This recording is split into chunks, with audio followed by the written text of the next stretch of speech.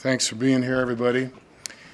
At roughly 10 o'clock this morning, I dismissed Paul Wolf as our football coach at Washington State University. It was not an easy thing to do.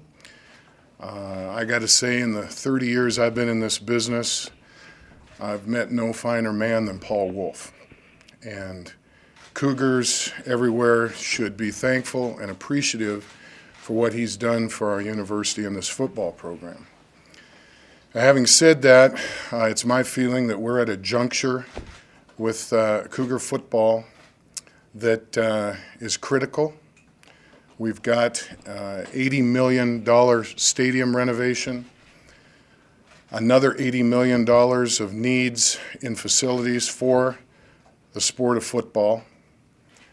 We have the lowest annual giving numbers by far in the Pac-12 conference, and I feel we have apathy in our fan base.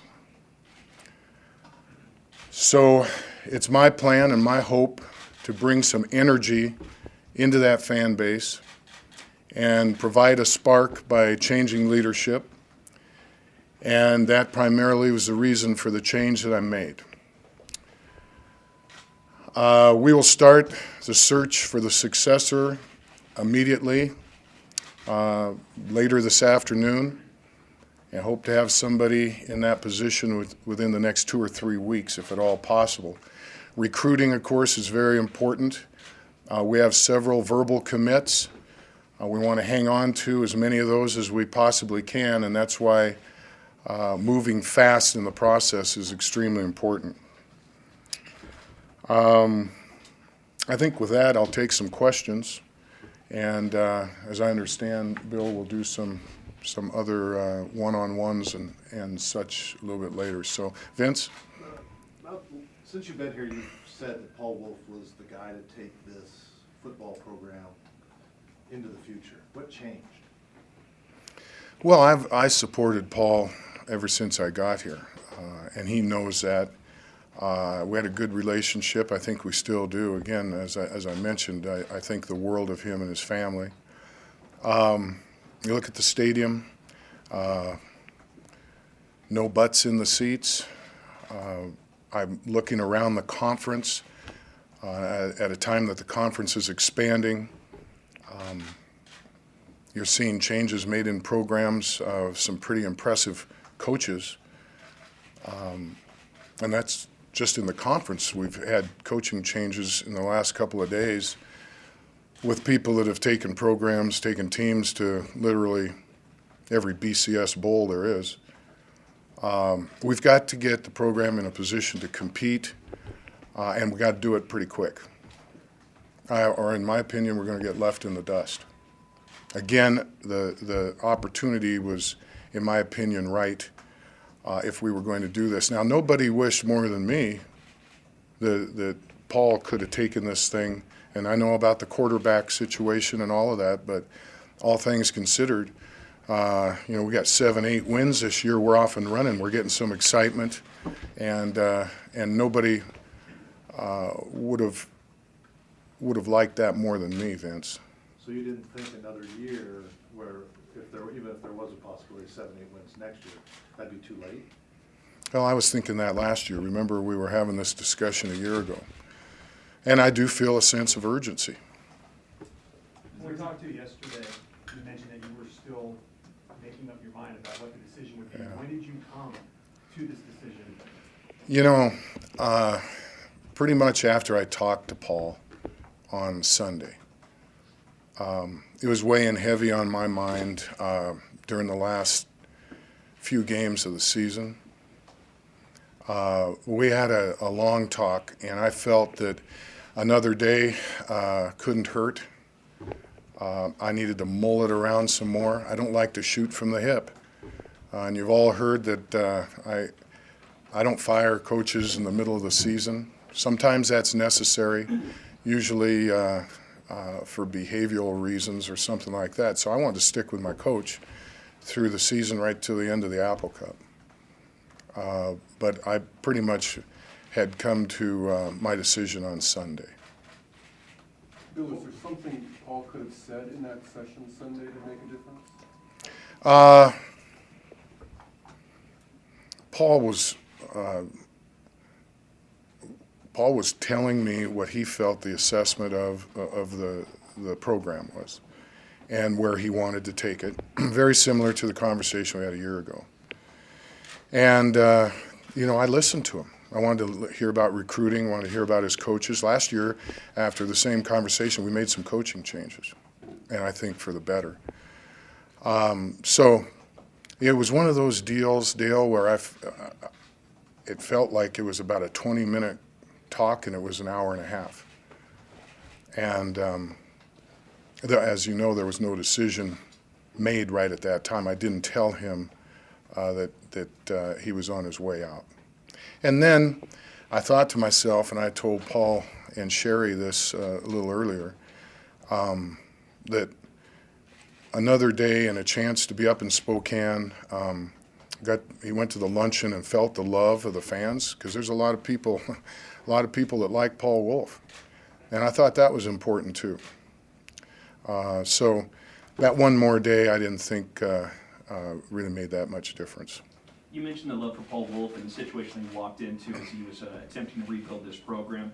All things being equal, if you didn't have the pressure from finding dollars for the university in this athletics program, would you have felt as strongly about your decision to not give him one more year to see if he could see things through?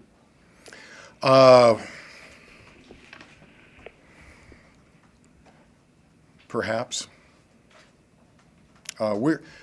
We got to understand here that we're again at a juncture where we either got to run with the big dogs or just admit that we're a doormat. And I believe that we can be a contender for championships, but we can't wait and embrace mediocrity. That's not going to work. We've got to, and I was hoping that this season would take us there, but it didn't. So I'd make the tough decision to hopefully find a way to get there with another person in that leadership role. What does this mean for the other coaches on the coaching staff? Has that decision been made yet? Well, yeah. When you dismiss a head coach, the assistants are given notice as well. And the practice usually is that the new coach comes in, may retain one or two. And certainly I'd hope that would be the case, especially in regards to recruiting. But that is strictly up to whoever gets the job. I assume it sounds like you don't have any internal candidates for this job. No.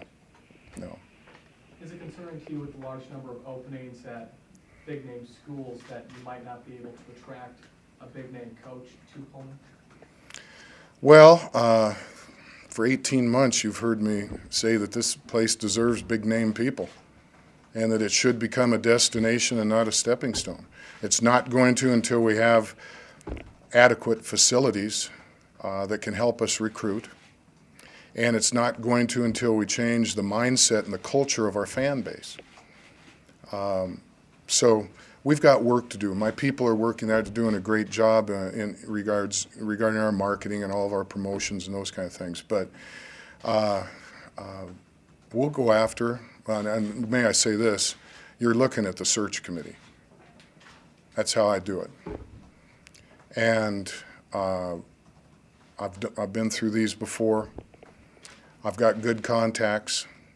My practice has always been to have a short list in my upper drawer. I've done that for the 20 years I've been athletic director, because it's my responsibility. If there is a change, I got to be ready to move and mobilize right away. Previous jobs, it's always been because in the event a coach left to go to USC, Notre Dame, or Ohio State, or the Denver Broncos. This is a little bit different. But I have a good networking out there, and I know coaches. I know coaches who can tell me about coaches. I know the athletic directors and that whole world. So, be on the phone a lot. Are you looking for current head coaches or up-and-coming coordinators? Ideally, a current head coach or a head coach or someone with head coaching experience anyway. Anybody out in the Keys? There's a short list. Have you reached out to anybody on that list? I've had discussions, not formal discussions, but I've talked to people. Is it important to you, seeing the rebuilding process Coach Wolf had to go through, to bring somebody in that runs a similar system to that so he can utilize a lot of the skill he has here? Well, I'm not going to hire somebody that's going to run the Houston Veer. I believe that you do fill the seats by having a flashy, high-octane offense that lights up the scoreboard, and then you come back and win the championships with defense. Right now, we got to fill the seats. We need to win 6, 7, 8 games and get ourselves into bowls. You see, you put the pencil to it, and I've done this several times. A program that's in a bowl game every year, so a fifth-year senior actually realizes a whole nother year of practice than those that aren't going to bowl games. So, you talk about the Kraft Fight Hunger Bowl or whatever. We need to get into bowls so we can develop young players, get more practice dates, and take that path. So to get back, I kind of went off on your question. I like a flashy offense. I like one that throws the football. I still think you got to run it. The game really hasn't changed a lot in 100 years. You got to run the football and you got to stop the run in order for all the other stuff to work. But it gets right down to technique and discipline, fundamentals, and good players. There's a lot of good coaches in this league and around the country, but you got to have good players, and lots of them. What was the process like as far as notifying the team? The team is I put that with Paul, and he has a meeting with them at 4 o'clock. I'll meet with them later. I also am going to keep 2 assistant coaches and our football operations person guarding and watching over the program, making sure the players are going to class, they're in the weight room, and also recruiting. So we're in the process of putting that together right now. What can WSU afford to pay a new coach? Well, certainly think we can pay more than we have in the past because of the new television money. We've got roughly going to be 19 or 20 million more dollars coming in now. A good piece of that is going to be channeled into the facility enhancements. But you look at what coaches are being paid now, and if you're going to go after a big name or so, you're going to have to throw some big numbers out in regards to a compensation package to be competitive. And that's what it's all about, guys. And we want to be competitive here. We've got to have facilities that allow us to do that. We have to have salaries. We have to have an infrastructure that will permit that. And again, I come back and reiterate, I feel we have to do it now. You have to double what Paul was making? May have to. You look around the league, I think the average in the league is 1.5 or 6. Don't quote me there, Howie, but it's somewhere in there. What's your assessment of the talent level? Better than when Paul got here by a long shot. In some areas, pretty doggone good. So in other areas, still lacking. And we're lacking in depth, Vince. This is a 12-game season now, and you're going to get those number ones chipped away. We saw it this year. And if the talent level is a pretty big gap between 1s and 2s, you're going to have trouble winning. And that's just keeping players fresh, especially up front, and then injuries as well. So our talent level is good enough to win. Would the Apple Cup have saved Paul Wolf's job had you guys won? Not necessarily. I'm not. The Apple Cup's as important to me as anybody. Having played in them and been around them and all of that. But we should be winning Apple Cups. And we should be winning. You hear Cougars, hey, I like kind of the way we're going. If we can beat the Huskies, once out of 4 years. That's not what Bill Moos is about. I want to get the program to where the Huskies beat the Cougars once out every 4 years. And until we get people's mindsets that way, we're not going to be able to do it. Can you, or is there a focus on a coach that would plan on staying in Pullman for a considerable amount of time? Is that something you can look at when you're doing this search? Yeah, and again, I said earlier, in a perfect world, I want to see Washington State be a destination and not a stepping stone. It always has been a stepping stone because the things have not been in place that I just talked about. This is a great community. It's a fabulous university at a beautiful campus. There's a lot of features that I think are positives, but we can't compete with our competition in the areas of facilities, salaries, and those things. So that was my first focus when I got here, and it's ongoing. There's been several reports linking Mike Leach's name to this opening. What's your relationship with Mike? I know Mike Leach. Actually, Mike was here last spring conducting a clinic for Paul and his staff. Pretty good record. 10 winning seasons, 10 bowl games. I've read his book. Got to read his book. And there's others out there.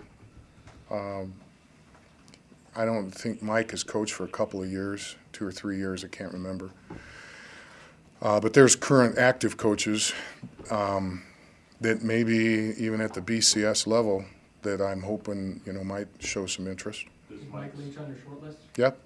Does his current lawsuit against the university and ESPN make you apprehensive at all? If that was going to be serious and so forth, I'd have to look into it, John.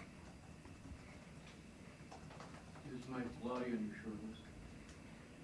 Mike is on it, but kind of in a soft way, because I don't think in my discussions with Mike that he's really serious about getting back into coaching, and I'd have to think real hard about how long's Mike been out of it. Gosh, I guess 3 or 4 years himself, maybe 2 or 3. Mike Bellotti's a great football coach. And a very good friend. But I really haven't talked to him since the BCS championship game in Arizona last January. You mentioned you're the committee, so there's going to be no kind of consultation, anything like that. Will it be you seeking out these candidates? Well, I might bring somebody in. There's so much work in the research, especially if you're moving fast. Got to make sure there's no NCAA violations, those kind of things. Got to kind of get the scoop on the coach from different angles, while I would be having a direct communication.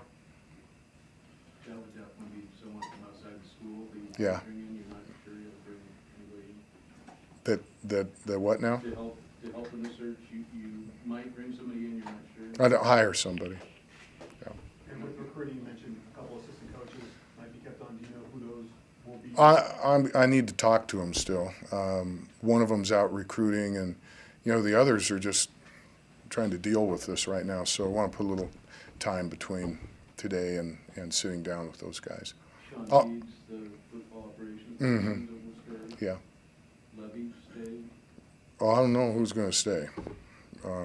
But the two I'm thinking of, I don't want to talk about now, but I should have that in place by the end of the day or tomorrow. Back to the decision about letting Coach Moos go, was there any outside factors at all that President Floyd had any influence on this decision at all? The president puts all these decisions on my plate, and that's the way I wanted it when I was hired. He's been very supportive of me in decisions I've made so far, and we've made other coaching changes. This is the 4th one in 18 months. So we've had discussions, and when I went and actually talked to him on Sunday, and just to try to tell him where I thought I was going to go, he was a very good listener and supported me. This decision obviously sounds like it's on you and kind of swinging for the fences here. And there are people who feel there was an upward trend. is there any concern that the program takes a step backwards as it brings in a new coaching staff with the people they have aboard so far? Yeah, you always risk that. And, that's another reason to move fast. And, hopefully that we talked about the offense and some of those things, that we'll be able to retain our current players, because you have APR issues and other things when you start to lose players, which I'm sorry to say is more the norm than not during transition. So our hope, and we're going to work very hard, is to retain our current players and our commitments, our recruits. Is there any chance Paul Wolf would stay on in another role with the university, possibly with the next football coach? Well, I don't think so. That, of course, those decisions I don't make. I will say Paul's a talented football coach. He's got a good future ahead of him, and I'm going to support him any way I can, and he knows that. A few more questions? Have Bill, have you offered the job to anyone? No. Have you, who have you talked to so far? Well, that's really getting started, today. I was just talking to Paul Wolf at 10 o'clock, so, you ask me that tomorrow, I'm not going to let you. There'll probably be 5 or 6 or 7. Is Dennis Erickson on your short list? I never would have thought that Dennis Erickson would be on a list, because I thought he was at his final job. And there's a guy right there who's been Coach of the Year in the conference at 3 different schools. Is in a bowl game. My son plays for him. Had a late season slide, and the games I went down there, there weren't a lot of seats filled down there either. Rick Neuheisel, coaching at his alma mater, he's a game away, and a tough game away from being in the Rose Bowl. And he got dismissed, I believe, yesterday. It can be a nasty, cruel business.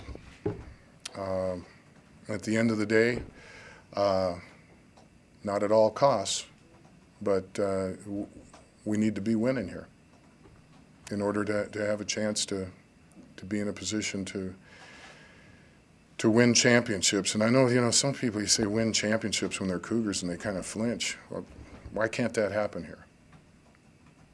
I certainly wouldn't be here if I didn't believe that. How many people are on your short list, Bill? Well, it kind of changes, Howie. 6, 7. Dirk Cutter on it? At one time Dirk was, but and I haven't talked to Dirk for a long time. I think he's content where he is in the NFL. Good football coach. Final question before we go to. Are you going to have to know the next coach personally? Are you going to have had a relationship, or do you feel like you can just step right in? Well, I'm going to have conversations and a trust there, and it's got to it's got to be a good chemistry. I've always been fortunate with the 3 football coaches I've had. We had great relationships, and they've always known that I was doing everything I could to get the resources and so forth to support them. So, but it's not that I'm going to have to know anybody. That I'll get to know them as well as I can before I'm comfortable to hire them.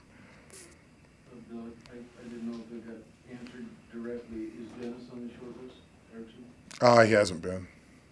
What about Kevin Sumlin? Kevin Sumlin's been on the short list. We interviewed Kevin Sumlin.